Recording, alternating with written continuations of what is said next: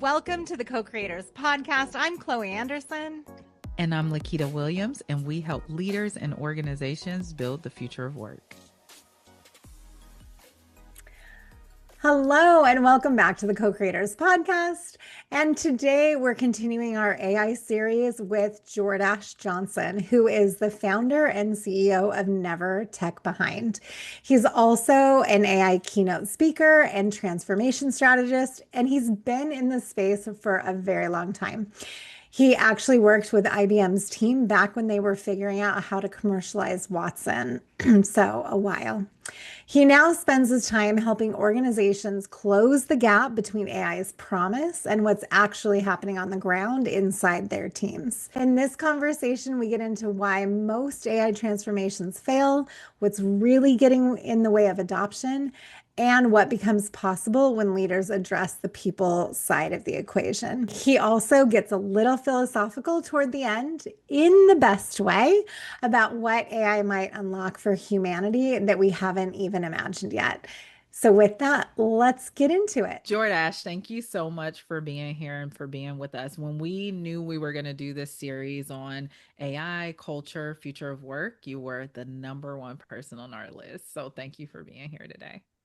Well, thank you. I always enjoy conversation with you guys. So I'm super looking forward to what the conversation holds today, though. So exciting. Perfect. And Jordache, we know you well, but this is Jordache Johnson, who is the founder and CEO of Never Tech Behind. And today we're talking about all things AI, and this is what you do. This is what you do. So live and breathe this. And I was speaking at an event 2 weeks ago, and I was having a conversation with somebody after my talk, and they're like, how did you get into this space? How did you do this? And it's like, I think about the journey that like where I'm at now, and I'm like, there's days I wake up, I'm like, I can't believe I get paid to talk about this stuff. Like this is fun. Like this, I would do this all day, every day. And like the high level TLDR is like, once I left corporate, 15, 16 years ago, I was in tech. And then I left tech for like 7 or 8 years because I was like, I got good at marketing and got good at marketing and scaling businesses and business strategy and all the other stuff.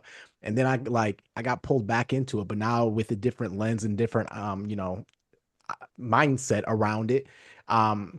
But I tell people, like, I got my first exposure to machine learning, and which is a subset of the AI kind of universe. Yeah. Back in 2012 2013 timeframe, when we had a partnership with IBM, and they slowly released, this is right after they had the whole marketing campaign about Watson supercomputer beating the Jeopardy, the folks on Jeopardy. And we were my startup, through the partnership, we were working with their product team. Like, I was going out there 3 or 4 days a week at their offices to help them figure out how they were trying to figure out how to commercialize the Watson technology, right? And and they were trying to do it through APIs and through different products and things like that. But like, that was my first exposure to this. And it's like, and I think back, some of those conversations we were having in those product meetings and brainstorm sessions, etc. Yeah. It's funny now because the things that we're doing now with generative AI and the things that we're doing with, all the different foundational models, it's like, these were the things we were like, well, I wonder if we can do this. When is it going to do this? And it's just like, it just took time to get there. And I mean, and mind you, like, generative AI kind of came to fruition from some research from the deep research team in Google that published their paper in 2017. And that's what kind of kicked off the whole, the T in GPT is kind of what that breakthrough was that kind of unlocked this. But I tell people all the time, we've been dealing with some form of the AI universe since 1949, 1950. We've just had some false starts and some other technologies that had to converge before we were able to kind of have that the coming down from the heavens November 30th 2022 moment when ChatGPT dropped. And that was the first kind of experience that the mass public got to actually interact with a technology like that. That was the first interface that we were able to interact with that. So I joke around. I'm like, everything's BC now, before ChatGPT or after ChatGPT. I I how love it this. flows. And Jordache, that's how we know, like, you are so passionate. And I think people will be surprised to hear, oh, wow, like the 1940s, AI had already been around. When you think about fluency with AI and what we're experiencing now, what Yeah. does that look like and actually mean for leaders and organizations, like beyond Yeah. just like a chat GPT? Yeah, that's a great question. And it's funny because so I kind of like I do a lot of keynotes, I do a lot of workshops, but I do also do a lot of consulting and strategic advising for organizations. And you know, we haven't, I don't think we've reached the mass message yet, but AI Mm. literacy slash AI fluency is one of the biggest risks right now that organizations are facing because, Mm. and I think the longer it takes for organizations to understand that, and I'll talk about what this means to me in a second, the further away that we get from kind of that chat GPT moment as more and more people start utilizing it, they start having this false fallacy of like, I know what this is. I know how to use ChatGPT. I know, and I hear this all the time. ChatGPT knows all about me. It has my memory. I don't need to learn anything. And I'm like, you did that. Just in my mind, I'm like, you really don't understand how these tools work, let alone this. Yes, you can put some text in a box and hit enter. You know how to prompt a little bit, but it's beyond that, right? And so one of the way when I think about AI fluency a lot, the way that I like to communicate this, it's not about knowing the code or knowing or understanding the transforms, which is the T in GPT, or the neural networks. Like you don't have to be that nerd PhD in the labs building those models, right? AI, Okay. but to me, AI fluency is about understanding when and how to apply AI to solve actual business problems and having the confidence to actually experiment without fear. And so that's Yeah. kind of like what my definition is. Like whenever it's like we need to build AI fluency. Okay, well, great. Do your people understand how to actually solve problems and say, huh, I wonder how AI can solve that? And then understand, hey, what tools are optional for this specific use case? And then understand, hey, what tool is actually best for this use case? And then understand, how do I actually go implement that and solve the problem with technology, or at least experiment and build my knowledge up to be able to do this? And so, like, so two things I want to say real quick around this, because I feel like this is a very, very important topic to really talk about here, Yeah. is um there's this people, I think people forget the huge value of this concept. What and I'm not making this word up. This is just what I don't know. I don't know where it came from. This is what I call it, but it's compound learning. Okay. And, Mm. and you get compound learning from experimentation, right? Like AI is not one of these technologies or skills that you're going to learn by signing up for a course and learning in a modular fashion, in a linear fashion, right? Like that's how we've been taught to learn for decades, is, and it goes back to the school system. It goes back to even like how we learn things, even YouTube. Watch this YouTube video, watch this, watch this. This is how you're going to learn. Sign up for this course. This is, take module 1, 2, 3, 4, 5. Magically, you're going to get this. Like that's what's being ingrained in us to learn, or how to learn. And we have to really rethink how, like, and I go back, like I see this. I have a 4-year-old, I have two kids. Well, my son's 4, and I'm like, I just like, I go back to like, at some point in our lives, we lose this creativity, imagination, Curiosity. Curiosity. curiosity, Yep. all this other stuff, because society puts so much pressure on us, and a whole bunch of other things that from a psychological standpoint happen of our lifetime that stop that from happening, right? And fear of judgment and all the other stuff. And but like, we have to get back to that stage. Like we have to Mm. get our minds, and we'll talk about culture and all this other stuff here in a little bit, I'm assuming, but like that's where we have to get back to, because the more that we experiment, the more that we find projects, quote unquote, to work on in our life, in our business, in our team, or whatever, and figure and experiment with how AI could potentially help. Every time I run an experiment, I've added another ticket in my skill set chest, right? So it's Mm. just like I'm adding tickets, and sometimes those experiments fail. That's okay. I'm walking away with learnings, because every time I do something, I'm going to be able to pull bits and pieces of that for the next project, for the next experiment, whatever I need to do. So like, don't underestimate the compound earning, or the compounds of skill set that you're going to be able to do the more that you experiment. And that goes back to understanding fluency. Like you have to understand, I just got to experiment with this stuff. The only way you are going to learn how to do this is if experimentation, right? And we can talk more about like how to get there and all that stuff. But going back to fluency real quick, I like, one thing I always say is, when I talk about fluency or AI literacy or whatever, Hmm. like there's three levels that I like to kind of, or three components, if you want to think about it, that I like to talk about. And one is that AI, like level one is AI understanding, right? This is like the foundation of like, do people know what AI can and can't do? Yeah. Right? Literally, like it's as simple as that. Like when I was at a conference maybe 2 months ago, and I was listening to somebody. I try to sit on some of the AI sessions just because I'm always curious. I'm always learning. I'm always like, hey, can I pick something up new in here? And there was I'm not even gonna say their gender. I'm just gonna say this person. And one of the things this person said was AI can't handle spreadsheets. And I'm sitting here, I'm like, really?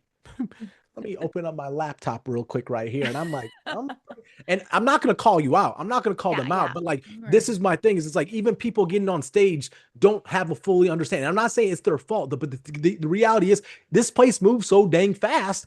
Sometimes it's hard to keep up. What is the latest and greatest?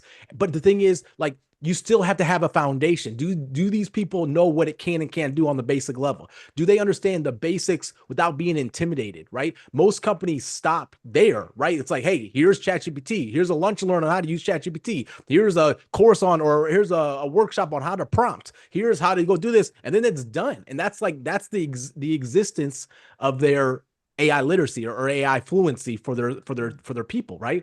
But then it's like for me, I'm like, okay, let's move to level two. This is where AI application is. This is kind of what I was saying before, because this is where you move from like a cool demo to, oh my gosh, this actually works in my workflow. This is Yeah, where you have let's people play with it. piloting different things, experimenting different things, finding use cases on their own in their own roles, and they're not just using AI, they're thinking with AI, right? Like that's a big distinction at that point in time.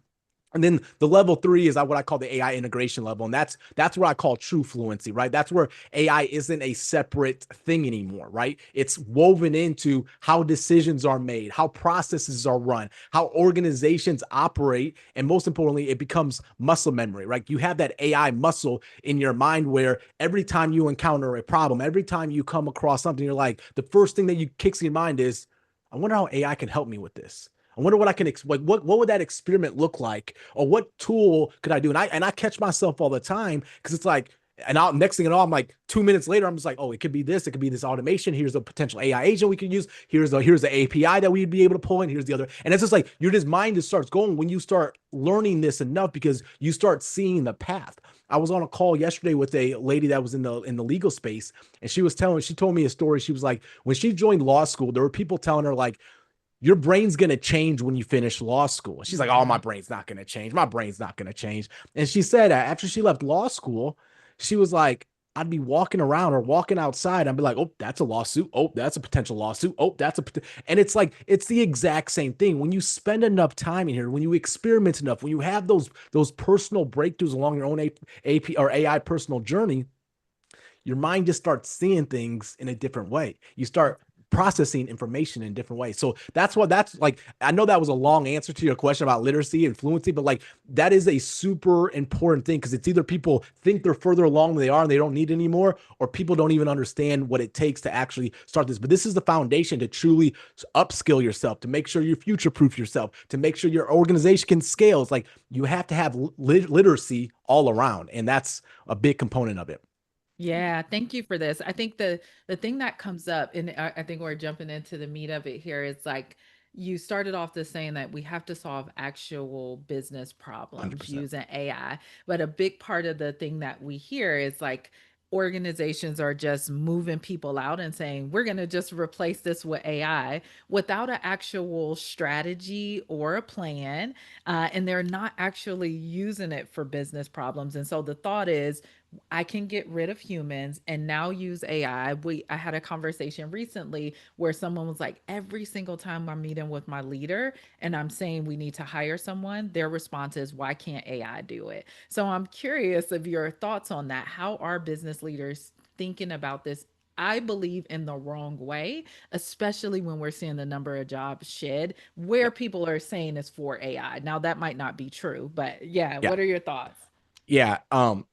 I will avoid my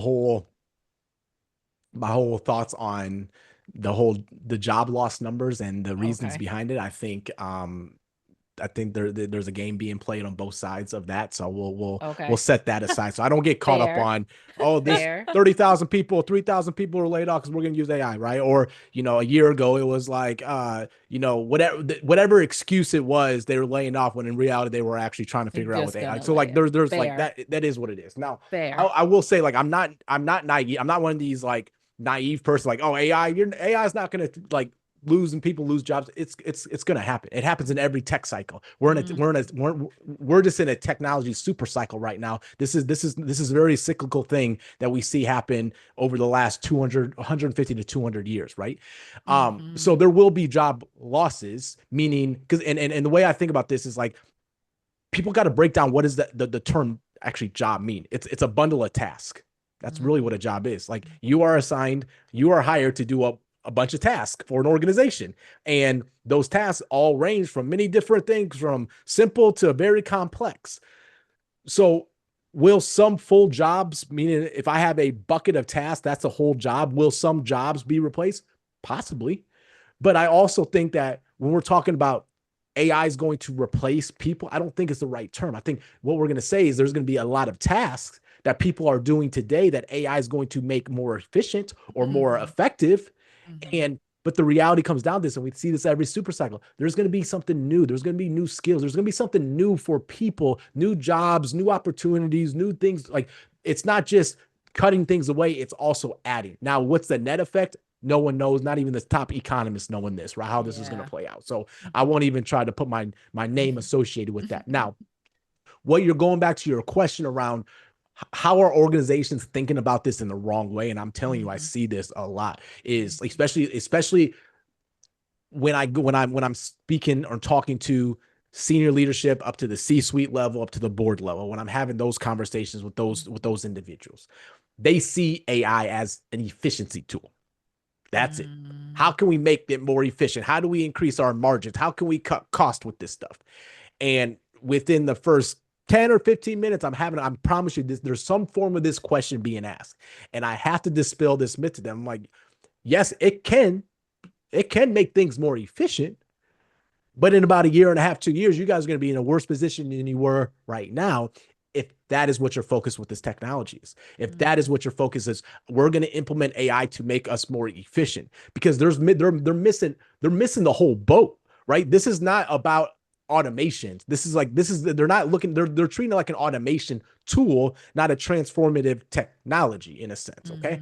And what that means is with these, and it makes sense because they're driven by KPIs, especially if they're a publicly traded company. They got their quarterly results to the street and all this other stuff. I get it. There's a pressure to do all what they got to do to hit their numbers. But what's going to happen is they're going to miss the huge opportunity that everybody has, every organization has with this technology. And it's a few things. Number one, you have the opportunity to rethink how your whole business operates, your whole business model operates, how you serve, and what value actually means in your organization, between the relationships between your organization and stakeholders, your organization and clients, your organizations and customers. There's all these different opportunities for revision and rethinking how we actually operate. Because when you can think about it from not just how do we get things done faster, more so of how do we actually create more value? How do we actually unlock more value? How do we actually do things better than what we're doing right now? Not efficiency, we're focused on quality of value. That's where we have to shift from efficiency to value, because here's what will happen. And I even see this in my own business with my own self. If I focus on value and I put the time up front to build out the workflow, to build out the AI automations or the agents, to write the prompts, to do whatever I need to do to solve that problem, and it may take me 10, 15, 20, 30 hours to go do that, I'm not focused on efficiency there. I'm focused on how do I create the best workflow with this amazing technology to solve that problem and probably do it better than what I was doing it before, or I wasn't doing it before and I should have been doing it before, but now I can do it because I have this technology. Or even better, how can I actually amplify what I'm doing? If I spend the time up front to do that, I'm getting efficiency and quality on the back end, because once that engine starts running and whatever, and I'm just thinking like from a specific workflow here, now that's just that's going to keep on going and going and going, and I don't have to invest those 20 to 30 hours, and that may take an hour or two off my weekly task bucket, if you want to think of it that way, but I'm not going in there focus on efficiency. Is a byproduct.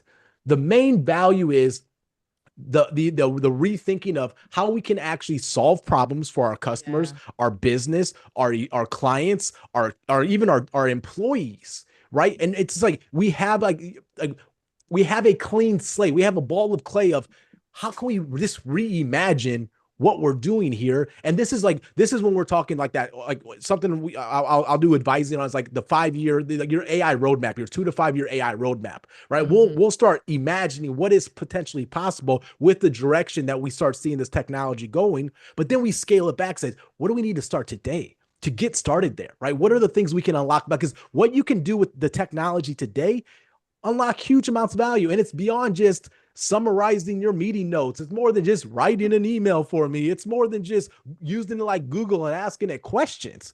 Now, if that's what you're at, that's great. Start there. It's experimentation. But just know there's so much deeper beyond that as well. It's Okay. it's Yeah, go ahead. it's so interesting because I think what you're naming is something we see with leaders all the time in terms of like where their focus is from like a culture perspective, right? If the return on investment that's like, and yes, we need a return on investment, but it can be so myopic at times, especially when we're talking publicly traded and quarterly earnings and like how am I going to show this? And you lose that long-term view of View. like Yeah. what can culture do, what can technology do, what like you're not thinking long term, you're thinking band-aids on little issues versus like how do we fully shift, how do we innovate, right? Like Yep. what that looks like. So I think you see it with AI, we see it with Yeah. everything. Yeah. And And and culture. and the reality comes down to that is like like this isn't like this isn't anything new, quote unquote. We're just using it's in a new lens right now with AI, right? Yeah. You've Yeah. experienced it there's this is something that's reoccurred a lot in business, right? And but one of the things I will say too, though, is like there is like the downside of continuing to operate that way is going to put your business at risk as this technology continues to evolve. Because if you are not, if you're this, it's like I'll put it like this: like when I see rounds of layoffs happening at any Mm-hmm. company or whatever like that, and you usually see the salespeople and the marketing people are usually some of the first people to get cut in some of this stuff, right? Or especially the salespeople, right?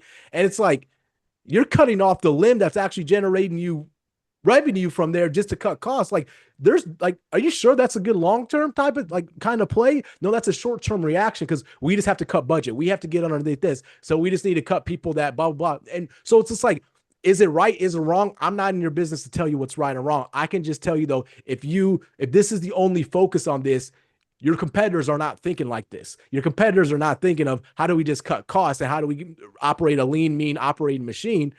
But the reality is you're going to be missing a huge amount of opportunities because one of the things this was probably 3 or 4 months ago. I was having a conversation with an organization, and once you kind of get like I always talk about like there's when you're adopting AI in an organization, like you can like start inward, like what is already working, how do we make it better, kind of thing, right? What are the workflows working? What are the problems raising? How do we make that better?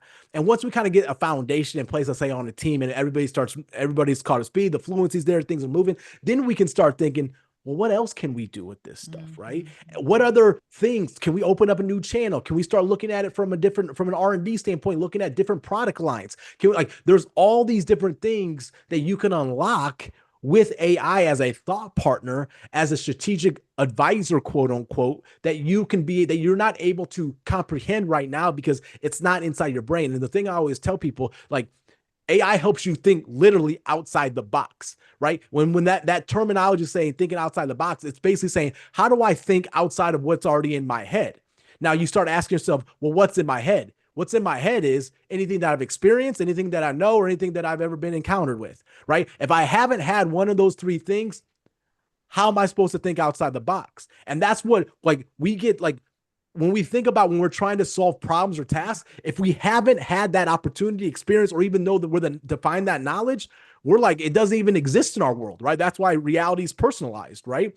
But when we have a technology like this to start asking it questions like, hey, I haven't spoken with Chloe before, but this is some personality traits I've picked up from her. What's the best way for me to communicate my message to somebody like that? Right. And all of a sudden, AI is like, well, based off this and based off what would I know about you, George, based off what I know about Chloe, here's the best way to be. And I'm like, well, dang, okay, that actually makes sense because now I have never had a conversation with Chloe, but based off everything else, I'm actually being going to be able to be a better communicator at that point in time. And that's just a simple example, let alone of what products should we launch in what market, and we can have a whole bunch of data to be able to inject in there and start doing all the cross pollination of data, right? So like that's what we're saying.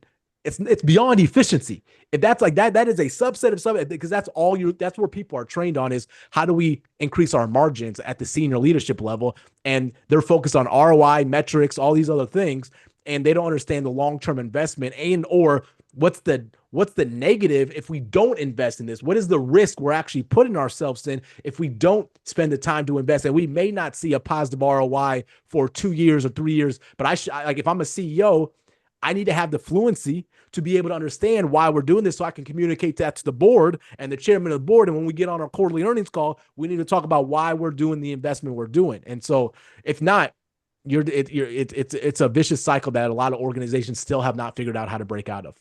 And I think they're in. And I think we hear that and this is the reason that I think people are pushing back a lot on AI, besides the environmental impact, which is a real thing, is there is a possibility here. We spoke with Nikki Silvestri, who works with Technology for Good, Mm-hmm. and she talked about exponential possibility and opportunity that exists within the context of AI and using AI. How do we help leaders, right? You gave that example about the person who from law school, like their brain is Yeah. different. How Yeah. do we help people to say, okay, maybe I move from a linear fashion of thinking about this, or maybe I go beyond just prompts to thinking about what is possible so Yeah. that maybe we can have good for everyone. I Yeah. think that's a big part of our work, right? Is that we want to Yeah. see transformation in the world. So beyond, right, like returns and all the things, Yeah. we want to see people have impact. How can people shape how they think about that? If I'm thinking about it at an individual level, Yeah. what would you say to that? Good question. And if you haven't seen a pattern here, like you'll ask a question, I'm like, I want to answer that, but I feel like I need to say Yeah. something first, and then I'm going to answer that real quick. And one of the things I will tell you real quick because I want to definitely dive into that Yeah. is I gave a talk about 6 weeks ago around technology convergence, right? About these and how we've been in this super cycle since about 2018. One would argue. And what does that mean? It's like how these different technologies are coming together to unlock different innovations, and we've seen this pattern before. AI is one of the main throughput lines in almost I had probably 25 to 30 different technologies that are getting to a point where they're going to be becoming more mainstream in the next 3 to 5 years. And Mm-hmm. AI is a big throughput line for that. And so when I say AI, most people in the business world think of AI from the ChatGPT aspect, the Claude Mm-hmm. aspect. How can it help me write an email? How can it help me help with social media? Whatever it may be. It's this little chat bot that I get access to. Or even if you've driven down the train wreck of Sora, if you've done that before too, right? Um, but what happens is when I'm talking about this AI universe, Mm-hmm. and generative AI is just one planet in that universe. Let's call it that. You got robotics, you have machine learning, you have deep learning, you have all these aspects. But like when we start combining AI with biotechnology, when we start combining AI with quantum computing, when Yeah. we start combining AI with smart materials and materials that we've never like when AI can actually create materials that we've never been able to create from a physics standpoint, from laws of physics standpoint, like when we're talking Mm-hmm. new materials, that solves big problems in this world. That can solve some of these exponential problems we've been facing, right? Or how we create food or whatever it may be, right? And that's what gets me super excited beyond just the business Yeah. effectiveness of this, of like, this is a society level. This technology is going to impact us on a society level, on a business level, on a cultural level and on a personal level, right? That's why this technology is so transformative, right? So now going back to your question around how can people start kind of getting their mind changing, like we were talking about, my friend, from like how do they start looking at things a little bit differently with this concept of AI, right? And a couple things I would say is, and let me just lay out a few of the things I would encourage people to do. And one I already mentioned, experimentation, Yeah. right? Like, and what I mean by experimentation, find projects, and what I mean by projects, little tasks, little things. You're like, I wonder if it can do this. Or I'm trying to solve this. I wonder if, and the first thing you ask yourself, I wonder if AI can help me do that, right? That's like the first when you get yourself in a habit of, when you encounter something, you ask yourself, I wonder if AI can help me that, or what if AI could help me with that, right? Find projects in your business, in your life, etc. I'll give you some examples here, and that personal examples here that I've done over the few years.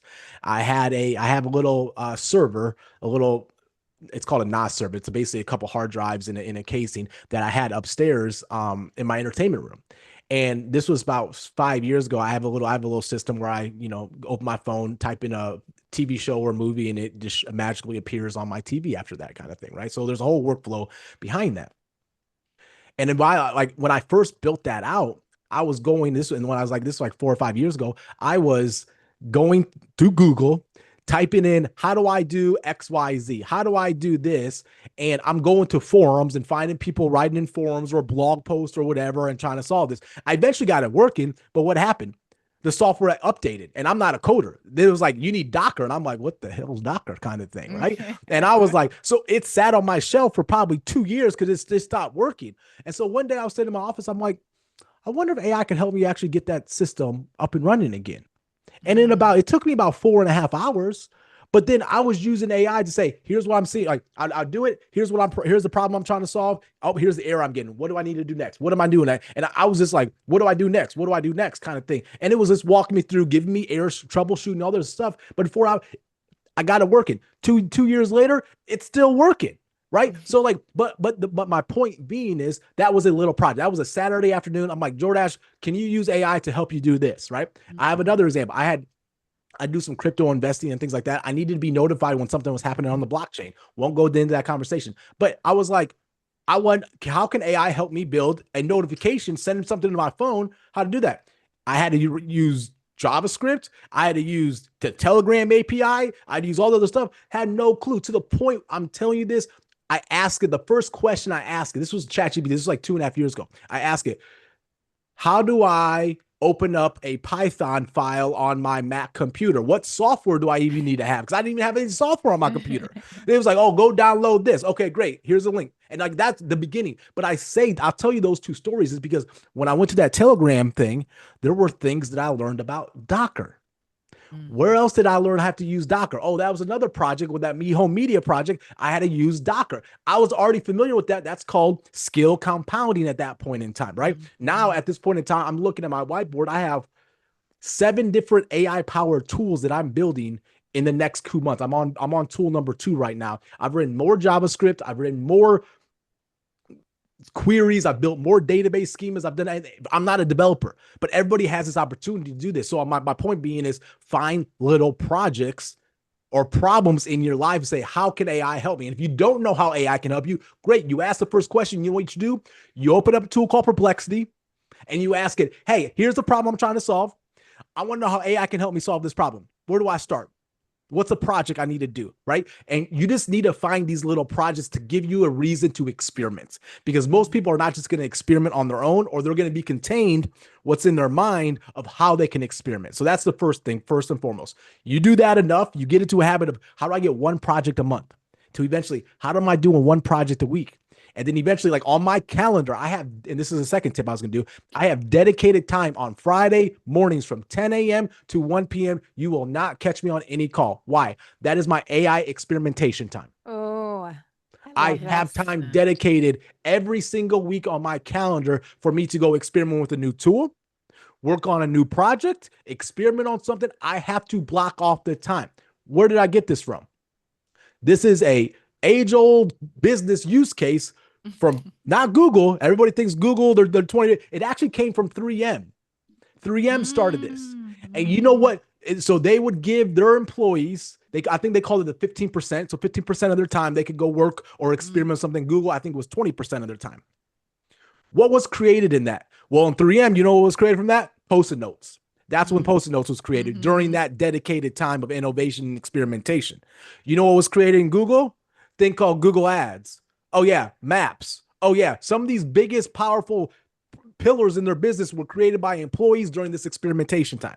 So first you need to find projects, then you need to set time aside and make sure you give it to, because everybody's busy. I get it. Everybody has things to do, but this is an investment in yourself, in your skills. So when people are like, I'm scared to lose my job, I ask them, how much time are you experimenting with AI? We're not. That's where your problem is. You're scared about losing your job, but you're not putting in the work. You're not dedicating the time to upskill. Don't wait for your employer to give you a training.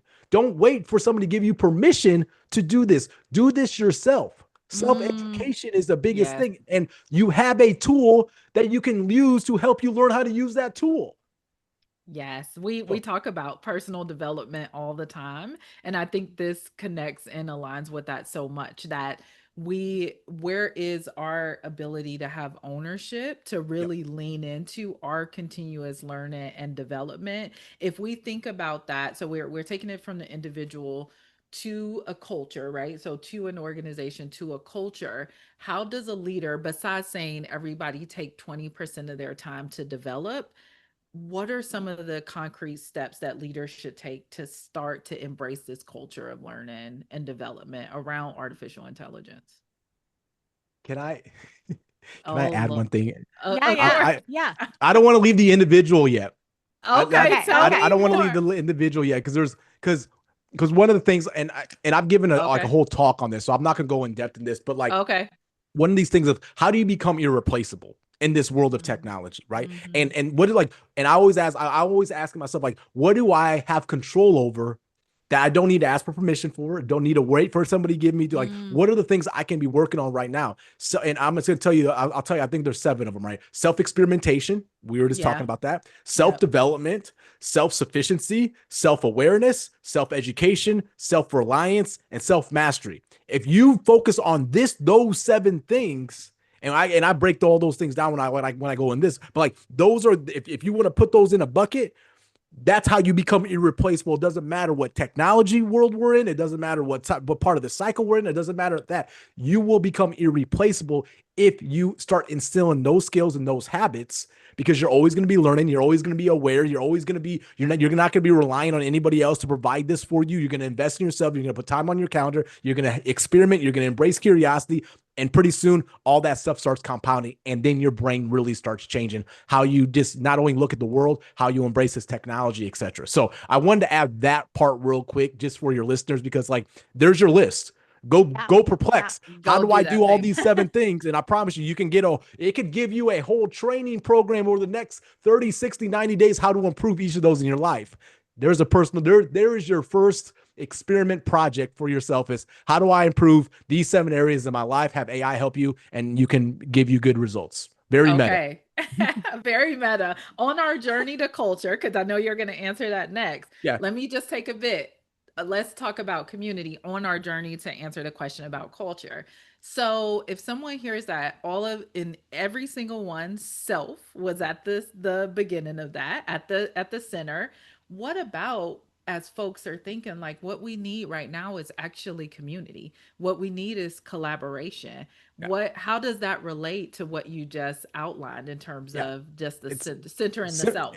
simple. You can't contribute. You can't collaborate if you don't take care of yourself first. That's Hmm. my first thing. What, like, you got to put your own oxygen mask on first Hmm. before I can be part of a group or a community and add value versus just purely extracting from that community. Right now, don't get it twisted. I'm always trying to find myself in the be the dumbest person in the room, and I'm always searching for that. Right? Like, how do I be Hmm. the dumbest person in the room? But I'm still going to figure out ways to contribute, but I'm also going to be extracting a lot as well, right? So I can tell you right now, like, their collaboration in human and or community is huge, and we have to have that, right? And now beyond the traditional value of communicate or collaboration and community, now we're adding it's like the third wheel's coming along. It's called this technology that we have to collaborate with, and that will enhance us. And how do we interact H to H, human to human, Hmm. H to AI, and then and vice versa, right? And then all three, like those are all different things that we got to be able to embrace. And that's where we talk about like society changing. Like society is not there yet to embrace allowing AI into certain situations right now, right? It's kind of like when people are freaked out that they feel like they're being recorded in person, but they have no problem being recorded on Zoom, right? Like it's like you start thinking about these things, but and mind you, previously 6 years ago, people were freaked out about being recorded on Zoom. What happened? The pandemic happened, and everybody was on Zoom. Everybody got comfortable with Zoom, and everybody's used to being recorded now. But if you try to record somebody in person, a conversation in person, people feel awkward, right? So it's like that's where we're like we start thinking about like, wait, that doesn't make logical sense because we're humans. We're illogical a lot of times. So that is one thing. So my saying is like community has to be there. Like collaboration has to be there because, and this goes in whether you're talking just my community, like my peers, or even within an organization, we have to cross pollinate and cross and share knowledge across the board and be able to collaborate across the board because something that I may be doing in AI, let's say specifically like in an organization and somebody, and we'll call him Johnny over in accounting is doing some use case in AI. And I'm like, oh, and all of a sudden he's like, here's how I'm using it in my workflow. And I'm like, oh, you know what? That one thing you're doing right there solves one of my problems I've been facing right now, Johnny. Thank you very much. Right. So like, that's where that shared knowledge and like one of the pillars you have to have is like internal AI academy. And part of that is finding a place to be able to have everybody have a seat to be able to share their knowledge and celebrate their wins, celebrate their failures even more so, and being able to share their experiments, all the other things, because all that from a group is that group collective learning. You can pull a lot out of that as well, but you want to be able to contribute to that. And to be able to contribute to that, you need to have how to use the tool. You need to have you need to understand the frequency or the literacy. You need, and how do you do that? Self-education, self-experimentation. So it's all a loop is my point. Is basically me saying that is because when you can take care of yourself, you can contribute to a view, you can start impacting more people in your group. When your group gets big enough to start impacting things, now we're talking about impacting teams and we're talking about impacting organizations. But that's it. This is why I'm saying it's not built in a day. Like you can't just go take a course over the weekend and go do this stuff. This is, you just get in this habit of how do I learn a little bit each time, or just in time learning kind of thing as well. Change in behavior and mindset. One of the things we say, Jordache, often is like culture and change can be applied anywhere. So we're saying that from an organization that's a tech org all the way down to a retail store. Would you say the same for artificial intelligence? 100%. Every industry, every culture, every community, like this will touch everything. Like all 7 point whatever billion people on this earth, there will be an impact in some form or fashion, either directly or indirectly from this technology. No doubt about it in my mind. And I will stand and die on that hill because now is that going to happen in the next year, 2 years, 3 years, 5 years? Maybe, maybe not. I don't have my crystal ball, but the trajectory this is going on and where this has the potential to unlock, and then you combine that, just not just the technology itself, but what are all the other technologies it's converging with that are going to impact all these other aspects of our society. No doubt about it in my mind. Now you start paying attention to the media. Do I think like there's an AI bubble and you tie that to the economy and all of their stuff? Yeah. And I was talking with somebody this 2 days ago. I was recording a podcast 2 days ago and we were like, oh, it's an AI bubble. I'm like, yeah, it probably is an AI bubble. You look at these crazy valuations, but let me ask you, there was an internet bubble. How'd the internet survive? How'd that turn out for everybody? Still here. Yeah. We had about a year and a half of hardship, but you know what? Over the last 2.5 decades, we've done a lot of cool things with the internet. We had cloud computing. We've had mobile. We've created new industries called ride sharing. We getting cars with strangers now, y'all. Yeah. Right. So like all that innovation happened after the bubble popped. So to be honest with you, this is the free market. Anyways, I'm going to go down the whole economic side thing. No. I know this is culture, but my point being is like, there's a lot of fear, but the underlying foundation of this technology and what it can unlock is going to touch everybody. In some way or another. So the baker should be thinking about how do you create new recipes with AI? Okay. How do you experiment? Yeah. How do I experiment with that? How do I what's a new ingredient I can do? Right. Or, hey, we've been selling this much of this thing. What are some other things we should probably be selling in our store besides just baked goods? Yeah. Mm-hmm. Yeah. Like it's the same thing. You would have hired a consultant to come in to do the research, to come evaluate your business model, your customers' preferences, your needs, the problems, etc. Now you have the technology there. You don't have to pay somebody $10,000 or whatever it is to come have it to just come do a study for you, right? Like so. You give me an industry where I guarantee we'll find use cases right now that they can do right now with the technology at its current spot right now. The consultants are going to be mad at you, Jordache. I'm a consultant. It's okay. Take my look. Self-reliant, the Yes, seven selves. yes. Bro, you know what's funny? I had somebody said something very similar to me when I was on a call with a potential client at the time. And I was like, guys, look, my job is not to basically go do something for you, build something for you, do something or integrate something for you where you were relying on Jordache Johnson's agency to go update, maintain, or things. I was like, I'm doing you a disservice at that. My job is to empower you, get you going, and I'm here to train your team on that. I'm not here to have a lifetime customer value that you just keep paying me for. It's kind of like when people used to pay, like, we're hosting your website, we're maintaining your website. When you built websites 15 years ago, and I'm like, what? People don't, what, 2 changes a year? So it's just like that.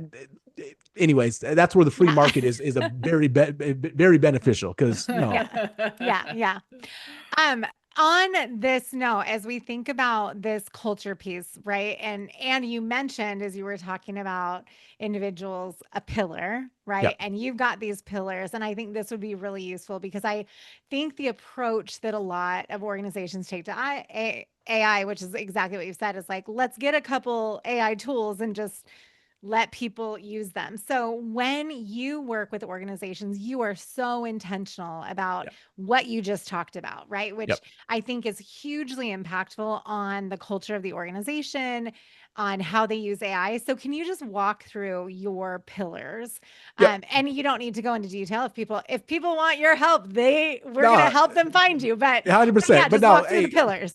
We can talk about 100%. And so it's something I call it the ADAPT system. So ADAPT is kind of the system that I talk about. So we'll kind of walk through these pillars here for a second.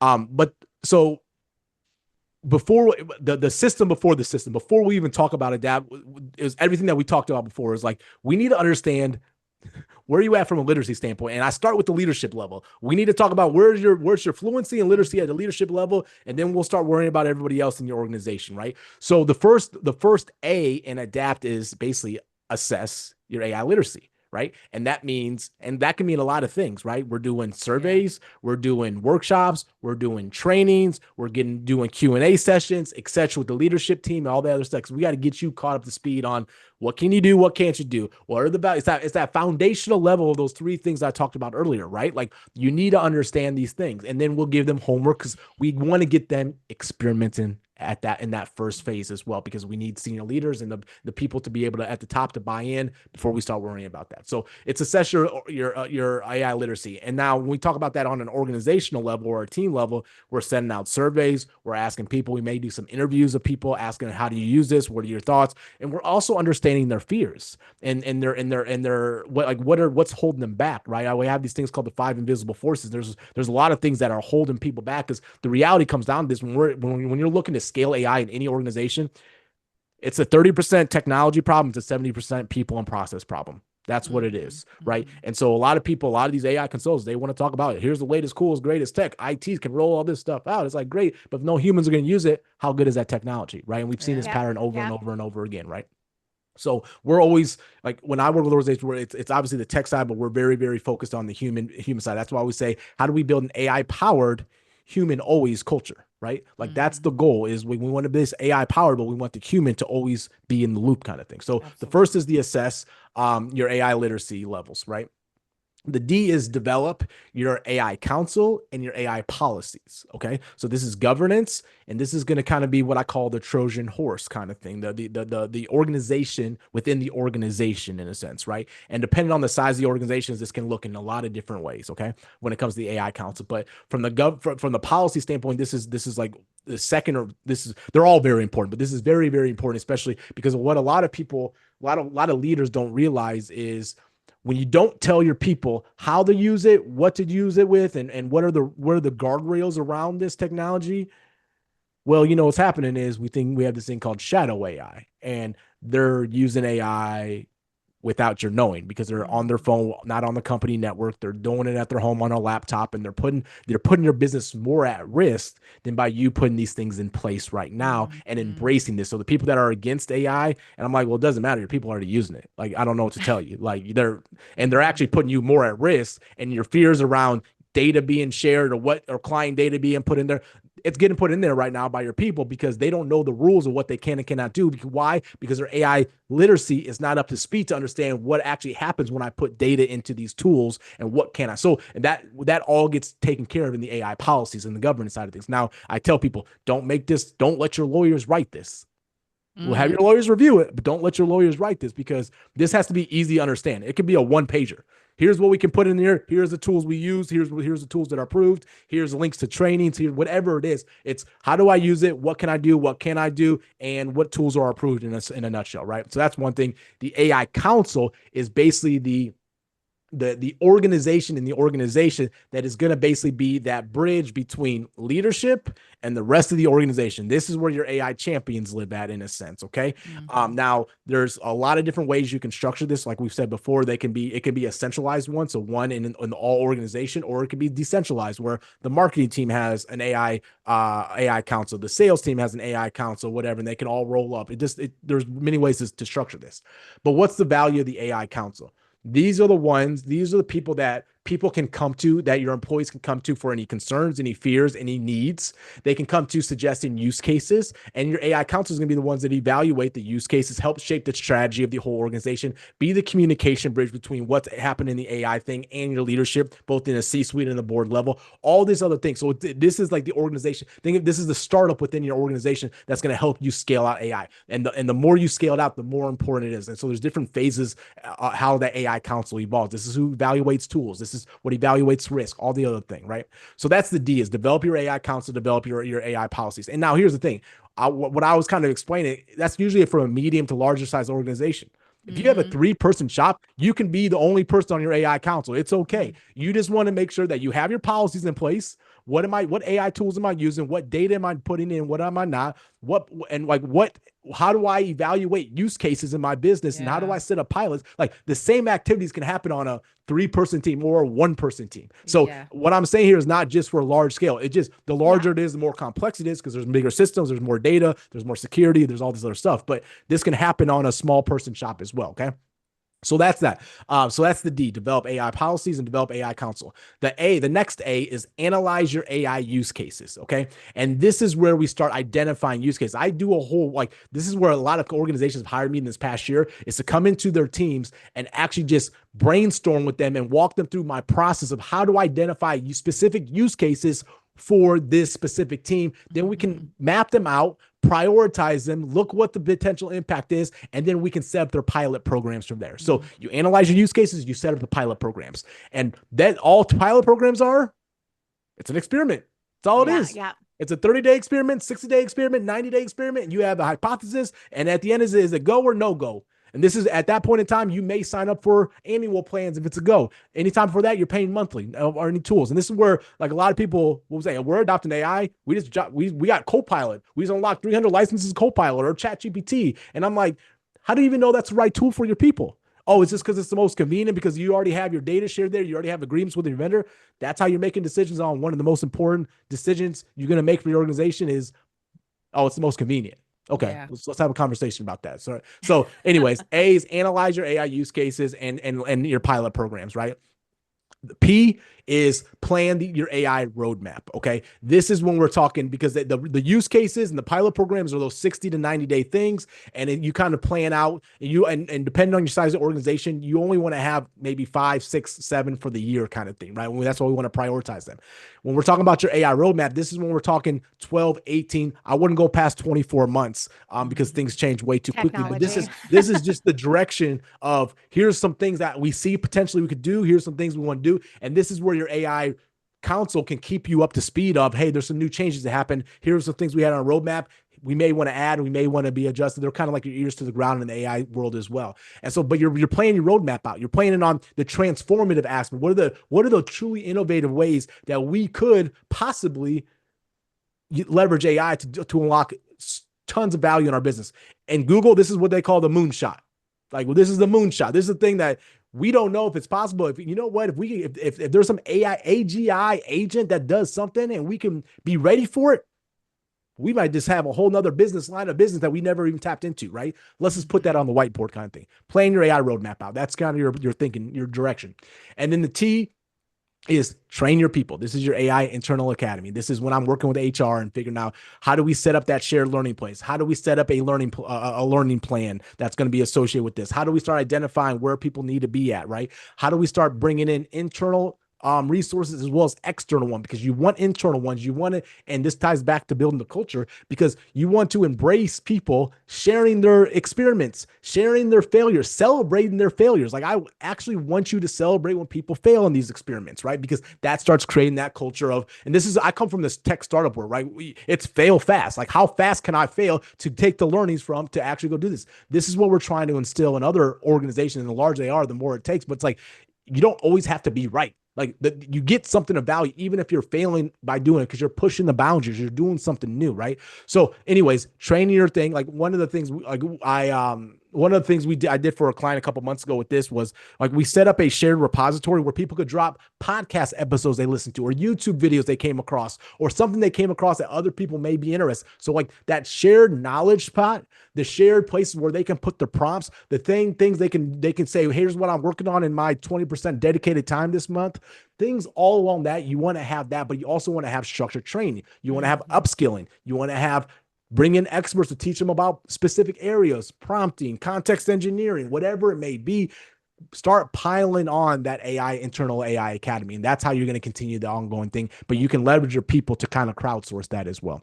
But that's adapt, align, develop, analyze, plan, train. And and when I say these are the pillars to have the foundation to build the culture of an AI powered human always culture. Because if you don't have these things in place, they don't know who to go communicate with about their fears. They don't know how to start. And when your leadership isn't on board, they're not going to share their failings. They're not going to share what their experimentation on, because they're going to be like, well, they're going to get mad at me because I should have been working on something else and I was doing something over here. Like, I'm not going to go tell on myself, kind of thing, right? Or, oh my gosh, I failed. I don't want to be known as the guy that failed on this thing, right? Like, that's all these things get broken in, like, strategically when you start putting these things in place. But what it then sets up with is it empowers your whole organization to have the resources, the training, you have direction with the roadmap, you have a system in place to consistently find experiments, aka use cases, and test them. And then you have the governance in place and the organization inside the organization to keep things moving along and organized. Oh, and then you also have this thing to continue to say, how have we progressed from our AI literacy thing? Because we have a baseline of what's that AI literacy or fluency in the beginning. And we just continue to basically test people, quote unquote, at that point in time to start figuring out. And then those are your metrics. We're not, and you hear what, like, anything I said, I didn't say anything about how do we unlock more efficiency? How do we save more time from people? How do we, like, that is not our job. Is how do we increase the literacy? Because if that is the leading indicator for everything else is a byproduct of that efficiency, value, everything else. So yes. Yeah.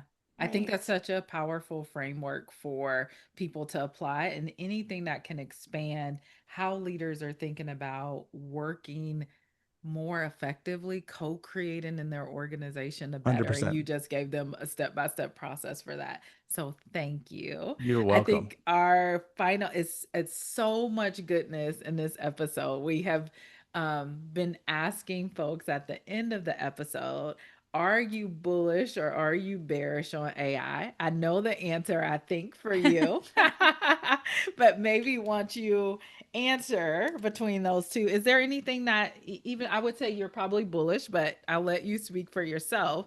Yeah. Even if you are, what Is what is the thing, that would Yeah. make you maybe even pessimistic in addition to being optimistic? Well, I'm definitely an AI pessimist, if you can't tell. No. Did you see my face? I was like, oh, wait. I know. You got No. us. I'm a technology enthusiast through and through, right? And I say this all the time. It was like when I went back to school and got my master's in technology commercialization. So, like, I'm I love the intersection between human behavior and technology. I'm just AI is my use case right now because that is the latest and greatest and one of the biggest things that we're probably going Mm-hmm. to impact in our world, right? But I'm 100% excited about the potential that AI can do for good in this world. Now, Mm-hmm. I'm not naive. Mm-hmm. I Mm-hmm. know there's a dark side of technology. And I'll give you an example. I firmly believe social media was created for good to connect people. I honestly do. Like when we were talking when we were in a dorm room, and I remember I have had a .edu email just to get a Facebook. I thought like that was good. But then venture capital and the engine started running, and metrics had to get hit, and people had to get invested, all the other stuff. And we see the dark side of social media over the last 2 decades, right? You Mm-hmm. start looking at what Instagram has done to teens and their self-image and all these other things. You start looking at how what reality of news is and all the other things that we've seen over the last 5, 7, 10 years.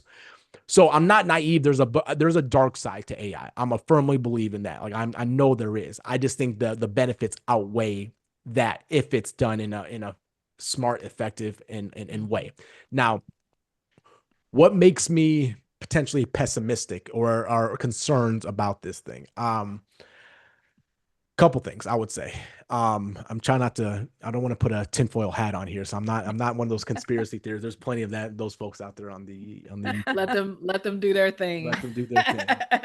I do think there is concern from a personal identity standpoint, and I think what we're going to be able to do with from bios metrics and facial recognition and things like that. I think that's a very, very slippery slope. We live in the United States and there's certain liberties I think we all embraced. And I think that that can go us down a slippery slope very, very quickly. With that, I think, on a geopolitical thing, I think from a military standpoint and using AI machines making decisions on what bombs are going to be dropped or missiles are going to be launched, etc., I think can be a very, very scary scenario as well. Um, I think the other thing I would say, so like those are like on a political geopolitical level. I think on a society level or on an individual level, I think there is still that risk that a big chunk of the population is not going to either want to or feel like they have access to get the knowledge or the literacy needed to be able to be successful in an AI driven world that we're going to be moving into right Mm-hmm. now. Mm-hmm. And I think there, you have the people out there talking about UBI, universal, basic income and things like that, those philosophies and things like that, because, and this goes into on the economic side of things. And I'm not saying I'm on any side of the fence, but I do think that's what that's if I say that's the problem I'm trying to solve. How can I just impact as many people as I possibly can as one individual, whether it's on stage, on a podcast, or whatever, to get people motivated and excited to potentially and understand how they can start leveraging this technology. Because I don't, hence why my company is called Never Tech Behind, right? Because I don't want Mm-hmm. people left Mm-hmm. behind with this technology or any of these technologies. Okay, so I think that is my what will keep me up at night is like I look at my sons, I have a 4-year-old and I have a 10-month-old. I'm like, what is the world going to look like in 10 years and 15 years when they're in their adolescence and young adult stages of their life? I don't know. I don't think there's going to be college like we know of college today. Personally, I think the education system is going to have a very, very big transformation when it comes to learning, because I think Mm-hmm. how we learn and what we can learn, etc., is going to change dramatically. All these are the different thoughts, and I'm like, I don't have an answer, but those are things that Yeah. can keep me up at night. But once again, I think what this technology can unlock for us as humanities on a humanity level as well as on a societal level, I think it's game changing from, you Mm. know, finding cures for some diseases we never thought we were going to be able to find cures for. Making things sustainable, right? From an energy standpoint or even just from a material standpoint, right? I think there's there's things that we don't know on a human level. Like like for example, like we've been operating this thing called the laws of physics. Like just think about that for a second. What's the law? The laws of physics are still contained to one individual, like, or I'm not gonna say one, but Mr. Newton. It's like you have all these people these smart people, it was still contained about what's in their mind. They've never like imagine if Isaac Newton had an AI technology as a thought partner that he could start running some of his thoughts through and experimenting and get him to think about things in a different way. Like what else is out there? It's like that's where I get excited because like you don't know what you don't know, and I think there's a whole nother level of our knowledge on a human level that we haven't even tapped into yet to even allow us to live even a superior life and a more compatible life with the earth that we live on right now. So to say. I love that. So that's a lot of philosophical stuff, but that's a very philosophical Listen, answer. No, we I like think that's it. where we are. Yeah. Yeah, for sure.